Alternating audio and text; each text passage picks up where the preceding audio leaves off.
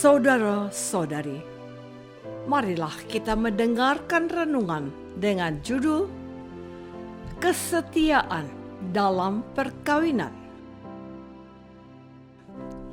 yang berdasarkan pada Injil Markus bab 10 ayat 5 dan 6. Lalu kata Yesus kepada mereka, "Justru karena ketegaran hatimulah, maka Musa menuliskan perintah ini untuk kamu. Sebab pada awal dunia, Allah menjadikan mereka laki-laki dan perempuan. Dalam nama Bapa dan Putra dan Roh Kudus. Amin." Saudara-saudari terkasih dalam nama Tuhan Yesus Kristus, sekarang kita sudah memasuki minggu biasa ke-27. Artinya, dalam beberapa pekan lagi atau sekedar 7 pekan ke depan, kita akan melewati masa biasa. Dalam Injil hari ini, Yesus menjelaskan perkawinan yang dikehendaki Allah. Penjelasan Yesus tentang perkawinan terjadi ketika orang-orang Farisi datang untuk mencobai Yesus dan mereka bertanya kepada Yesus, "Apakah seorang suami diperbolehkan menceraikan istrinya?" Tetapi jawab Yesus kepada mereka, "Apa perintah Musa kepada kamu?" Jawab mereka, "Musa memberi izin untuk menceraikannya dengan membuat surat cerai." Lalu kata Yesus kepada mereka, "Justru karena ketegaran hatimulah, maka Musa menuliskan perintah ini untuk kamu. Sebab pada awal dunia, Allah menjadikan mereka laki-laki dan perempuan. Sebab itu, laki-laki akan meninggalkan ayahnya dan ibunya dan bersatu dengan istrinya, sehingga keduanya itu menjadi satu daging. Demikian, mereka bukan lagi dua, melainkan satu. Karena itu, apa yang telah dipersatukan Allah tidak boleh diceraikan manusia. Inilah inti perkawinan bagi pengikut Yesus. Saudara-saudari terkasih, penjelasan Tuhan Yesus tentang kesetiaan dalam perkawinan dilanjutkan dengan kisah lain yang ada kaitannya dengan perkawinan, yakni anak-anak. Dikisahkan oleh Markus bahwa ada orang-orang yang membawa anak-anak kecil kepada Yesus supaya Yesus menjamah mereka. Akan tetapi, murid-murid Yesus memarahi orang-orang itu. Ketika Yesus melihat tindakan para murid, Yesus malahan balik memarahi para muridnya dan berkata, "Biarkan anak-anak itu datang kepadaku, jangan menghalang-halangi mereka, sebab orang-orang yang seperti itulah yang mempunyai kerajaan Allah." Lalu Yesus berkata, "Aku berkata kepadamu, sesungguhnya barang siapa tidak menyambut kerajaan Allah seperti seorang anak kecil, ia tidak akan masuk ke dalamnya."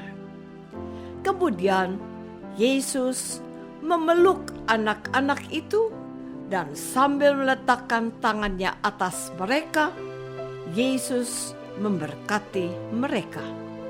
Di sini Yesus menunjukkan rasa cinta dan hormat kepada anak-anak. Saudara-saudari terkasih, Gereja Katolik sangat peduli dengan perkawinan dengan meneruskan ajaran Tuhan Yesus Kristus tentang pentingnya kesetiaan dalam hidup perkawinan. Oleh karena itu, dalam kitab hukum kanonik yang berisi sejumlah aturan dan larangan terdapat bagian khusus yang membahas tentang perkawinan Katolik. Dari sekian banyak hukum, terdapat aturan dan larangan terkait perkawinan. Dalam salah satu pasal dijelaskan tentang sifat perkawinan Katolik, yakni monogami dan tak terceraikan.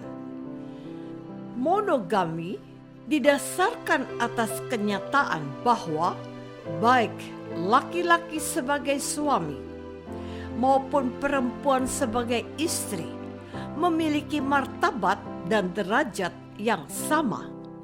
Laki-laki tidak lebih tinggi dari perempuan, demikian pula sebaliknya.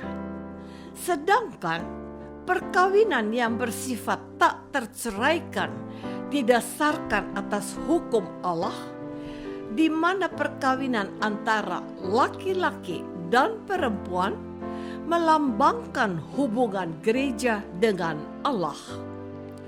Dan hubungan antara gereja dengan Allah tak akan pernah putus. Maka yang bisa mengakhiri hubungan suami dengan istri hanya maut atau kematian. Saudara-saudari terkasih, Tuhan Yesus berbicara tentang ketegaran hati manusia yang menyebabkan Musa menuliskan surat yang memperboleh seseorang bercerai. Musa dipaksa oleh keadaan yang membuat Musa harus membuat suatu pengecualian. Oleh karena itu, Yesus menegaskan bahwa sesungguhnya sejak awal Allah sudah merancang perkawinan yang tak terceraikan, di mana suami dan istri dituntut saling setia. Ini berarti jika terjadi perceraian, jangan menyalahkan Tuhan atau gereja yang tidak menerima perceraian. Sebab kalau dilihat dari berbagai kasus, orang bercerai bukan karena hukum dari Allah dan gereja yang melarang perceraian, tetapi karena hati kita yang sudah tegar. Yang dimaksudkan oleh Yesus tentang hati yang tegar adalah hati kita manusia yang tidak mau mengampuni dan memaafkan kesalahan pasangannya. Orang yang hatinya tegar akan merasa dirinya paling benar dan pasangannya yang salah. Pada saat hati kita tegar, kita tidak mampu melihat ada jalan keluar dari masalah perkawinan yang kita hadapi. Pada akhirnya, kita pun dengan mudah memilih jalan pintas bercerai, tidak mau dan mampu menjaga kesetiaan perkawinan. Apakah selama ini kita sudah belajar untuk setia dalam hidup perkawinan dan setia dalam iman kita kepada Tuhan Yesus Kristus? Marilah kita berdoa. Tuhan Yesus Kristus, Engkau mengajarkan kami untuk setia dan memelihara perkawinan sebagai sesuatu yang suci. Sebab kesetiaan dalam perkawinan menghasilkan generasi yang baik dan berkualitas. Tuhan, berkatilah suami dan istri supaya mereka setia satu sama lain. Doa ini kami persembahkan dalam nama Yesus, Tuhan dan pengantara kami. Amin. Semoga kita semua selalu dinaungi dan dibimbing oleh berkat Allah yang Maha Kuasa.